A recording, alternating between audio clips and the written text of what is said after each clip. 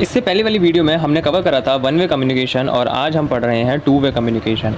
जैसे कि आपको याद होगा वन वे कम्युनिकेशन के अंदर एक सेंडर था और सेंडर अपनी बात बोल रहा था रिसीवर से, बट इन एक्सचेंज रिसीवर कोई भी फीडबैक नहीं दे रहा था। बट जैसे इसका नाम है टू वे कम्युनिकेशन, इसमें मतलब ये हुआ कि सेंडर ने अपनी कुछ बात रिसीवर से बोली, इन एक्सचेंज रिसीवर ने फीडबैक दिया प्लस और कुछ जो उसके क्वेश्चन आंसर होंगे उसने वही पुटअप करे। तो टू वे कम्युनिकेशन का सिंपल सा लॉजिक यही है कि सेंडर और रिसीवर दोनों आपस में इंटरेक्शन कर रहे होंगे प्लस रिसीवर फीडबैक देगा।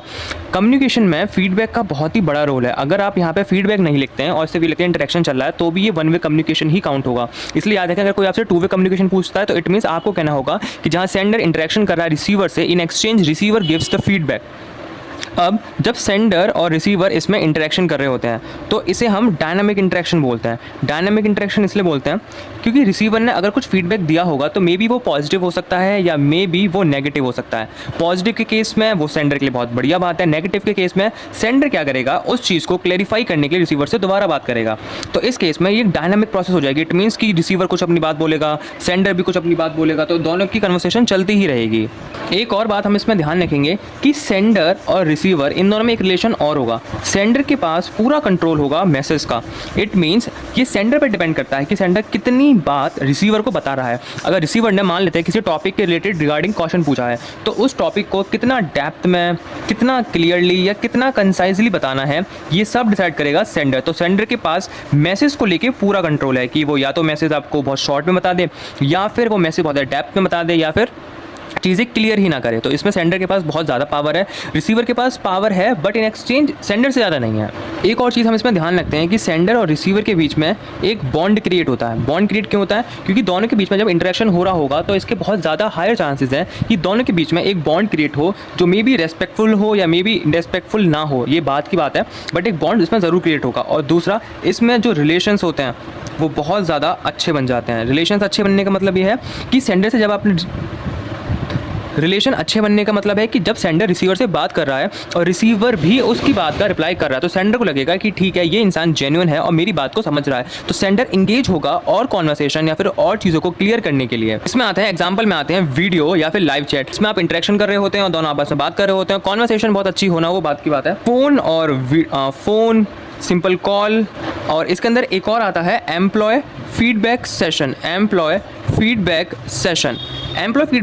सेशन का मतलब ये है कि कंपनीज एक सेशन रखती है जिसमें सारे एम्प्लॉयज से उनका फीडबैक लिया जाता है और जो भी उन्हें क्वेश्चंस होते हैं उनके रिगार्डिंग उन्हें आंसर दिया जाता है। जब भी आप कम्युनिकेशन पढ़ेंगे तो एक बात ध्यान रखें कि कम्युनिकेशन को हम दो तरीके से पढ़ते हैं। एक कम्युनिकेशन होता है जिसमें हम सिंपल चीज़ें पढ़ रहे हैं। इट मीन्स सिंपल में मेरा मतलब हुआ कि इसमें हम लाइफ के बारे में पढ़ेंगे कि हम लाइफ में कैसे इंटरेक्शन करते हैं या फिर सोशल कैसे बनते हैं।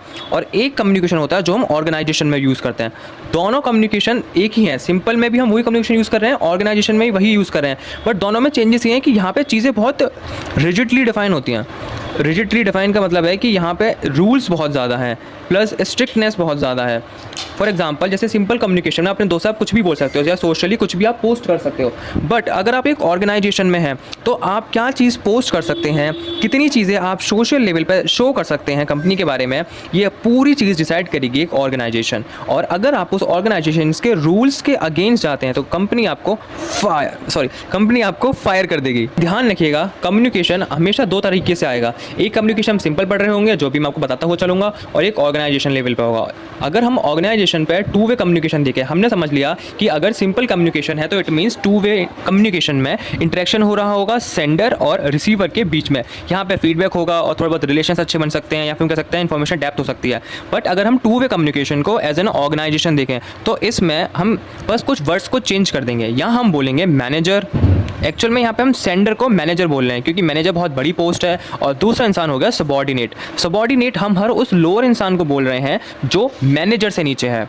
इसका मतलब देखो, मैनेजर बहुत टाइप्स के होते हैं, तो मैनेजर से नीचे का मतलब है सबॉर्डिनेट की जो अभी एज अ फ्रेशर जुड़े हैं या जिन्हें कुछ एक्सपीरियंस हो गया कुछ टाइम तक का, तो उन्हें हम सबॉर्डिनेट बोल रहे हैं। तो मैनेजर जब इंटरेक्शन करेगा सबॉर्डिनेट के साथ तो उस केसेस में सबॉर्डिनेट के जो भी क्वेश्चंस होंगे वो एक फॉर्मेट में, एक स्ट्रक्चर या फिर फॉर्मेट वे में वो मैनेजर से क्वेश्चन पुटअप करेगा। वो ऐसा रैंडमली नहीं पूछ सकता कि मुझे ये समझ में नहीं आ रहा, मुझे ये बता दो, नहीं, उसे पूरा एक फॉर्मल तरीका फॉलो करना पड़ेगा, जिसमें उसे पूछना पड़ेगा कि सर आपकी जो पॉलिसीज़ हैं या फिर जो आपने मुझे स्ट्रक्चर दिया है एज़ पर दिस रूल्स के अकॉर्डिंग मैं इस पर कंफर्टेबल नहीं हूँ, तो आप थोड़े इसमें चेंजेस कर दीजिए। तो इस केस में दोनों में इंटरेक्शन होगा। अब मैनेजर जो होगा, मैनेजर भी एक तरीके से हम बोलेंगे कि सबॉर्डिनेट है। मैनेजर को सबॉर्डिनेट बोलते नहीं है, बट मैनेजर भी एक छोटे लेवल पर होगा जब वो बात कर रहा होगा सीईओ से। सीईओ एक बहुत बड़ी पोस्ट हो गई, उस केस में सीईओ को हम एज अ हायर अथॉरिटीज़ बोलेंगे और मैनेजर को एज अ लोअर अथॉरिटीज़ बोलेंगे। मैनेजर और सबॉर्डिनेट के बीच में हम मैनेजर को हायर अथॉरिटीज़ बोलेंगे, सबॉर्डिनेट को लोअर अथॉरिटीज़ बोलेंगे। यहीं पे अगर आ जाता है सबॉर्डिनेट और एक न्यू इंसान, तो इस केस में हम इसे हायर अथॉरिटीज़ बोलेंगे इन टर्म्स ऑफ इस न्यू पर्सन। तो हायर अथॉरिटीज़ और लोअर अथॉरिटीज़ वर्ड्स चेंज होते रहते हैं। हायर मीन्स हम बड़ी अथॉरिटीज़ की बात कर रहे हैं, लोअर मीन्स हम लोअर अथॉरिटीज़ की बात कर रहे हैं। टू वे कम्युनिकेशन का हम दो तरीके से पढ़ सकते हैं। अगर सिंपल है तो इट मीन्स वहाँ से इंटरेक्शन हो रहा होगा, क्वेश्चन पुट हो रहे होंगे और डायनामिक सेशन हो सकता है। बट अगर हम बात कर रहे हैं किसी ऑर्गेनाइजेशन लेवल की, तो ऑर्गेनाइजेशन में टू वे कम्युनिकेशन का बहुत ही बड़ा रोल है। इसमें जितने भी मैनेजर्स होते हैं वो अपने सबॉर्डिनेट से इंटरेक्शन करते हैं और उनका फीडबैक लेते हैं रिगार्डिंग कंपनी, और जो भी फीडबैक वैल्यूएबल होता है उसे वो एज अ कुछ प्राइस भी देते हैं। अब प्राइस देने का यहाँ पे जो लॉजिक होता है, कुछ प्राइस ऐसी बनता है तो उन्हें प्राइस देते हैं। प्राइस देने का लॉजिक ये है कि सबॉर्डिनेट को जो भी क्वेश्चंस हैं, अगर सबॉर्डिनेट उन्हें क्लियरली कर लेगा मैनेजर से, तो इनडायरेक्टली जो कंपनी है या फिर हम बोलें कि जो ऑर्गेनाइजेशन है उसे ही फायदा होने वाला है, क्योंकि सबॉर्डिनेट के सारे डाउट्स क्लियर हैं। तो वो कंपनी के लिए या एक ऑर्गेनाइजेशन के लिए हर वो पॉसिबल चीज़ करेगा जिससे उसकी कंपनी की ग्रोथ हो। कंपेरिजन होगा यहाँ पे वन वे कम्युनिकेशन का और टू वे कम्युनिकेशन का। एक्चुअली यहाँ स्लैश लगा दे, खैर वर्सेज आएगा। तो वन वे कम्युनिकेशन और टू वे कम्युनिकेशन का हम कंपैरिजन करेंगे। तो हम यहाँ सबसे पहले हम स्टार्टिंग करेंगे एडवांटेज से, एडवांटेज के बाद हम चलेंगे डिसएडवांटेज पे। तो हम स्टार्टिंग करते हैं सबसे पहले एडवांटेज में। एडवांटेज में अगर हम देखा जाए तो टू वे कम्युनिकेशन को हम सुपीरियर मानेंगे, टू वे कम्युनिकेशन को हम सुपीरियर मानेंगे वन वे से। इसका मेन रीजन सिर्फ इतना ही है क्योंकि टू वे कम्युनिकेशन में फीडबैक अलाउ होता है, इट मीन्स मतलब फीडबैक प्रेजेंट होता है, और वन वे कम्युनिकेशन में नहीं होता है, इसलिए इसका ड्रॉबैक है। नेक्स्ट आता है इसके नेक्स्ट है रिसीवर। रिसीवर का जो कॉन्फिडेंस होगा टू वे कम्युनिकेशन में वो बहुत ज़्यादा हाई होगा, या फिर कह सकते हैं इंक्रीज होगा as time to time. One way communication में क्योंकि रिसीवर ने कुछ इंटरेक्शन नहीं करा तो उसके पास कुछ एक्सपीरियंस भी नहीं होगा, but in case of two way receiver का कॉन्फिडेंस लेवल बढ़ता जाएगा। नेक्स्ट आता है स्ट्रॉन्गर रिलेशनशिप।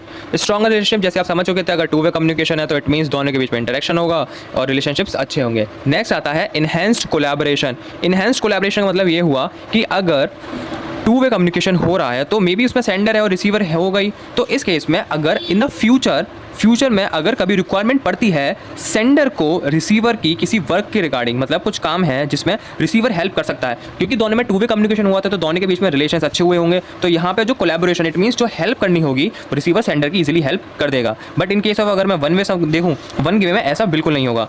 सेंडर अपनी बात से बोल देगा, रिसीवर बस सुन लेगा, रिसीवर से कोई भी कनेक्शन इस्टेब्लिश नहीं होगा सेंडर का, और सेंडर कोई फर्क नहीं पड़ेगा रिसीवर से। उसका मतलब बस मुझे कहने से मतलब है, सुनो चाहे मत सुनो।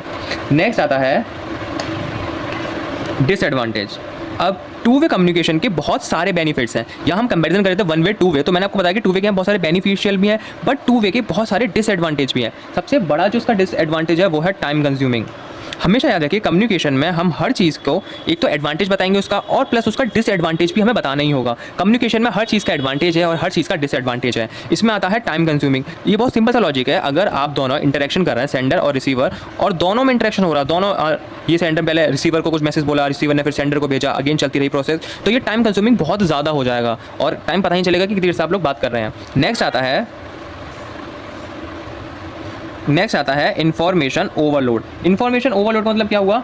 इन्फॉर्मेशन ओवरलोड का मतलब ये हुआ, इसे ऐसे समझिए जैसे कि आप टीचर से इंटरेक्शन कर रहे हैं और आपने कोई टॉपिक पूछा कि सर मुझे ये टॉपिक नहीं आ रहा। अब टीचर उस टॉपिक को आपको बिल्कुल डिटेल में, जितना डिटेल में टीचर को पता है उसने सबको आपको बता दिया, बट आप जो इंसान है महान, मतलब आपकी इतनी कैपेबिलिटी नहीं है कि आप इतना सारा जो इन्फॉर्मेशन आपको मिली है इसे अपने दिमाग के अंदर स्टोर कर पाएँ। तो इस केस में इन्फॉर्मेशन बहुत ज़्यादा ओवरलोड हो जाएगी और इसका लास्ट रिजल्ट क्या निकलेगा? रिजल्ट ये निकलेगा कि आपको कुछ ही नहीं याद होगा क्योंकि सब तोड़ जाएगा। टू वे कम्युनिकेशन में जहाँ पे कुछ एडवांटेज है कुछ डिसएडवांटेज है,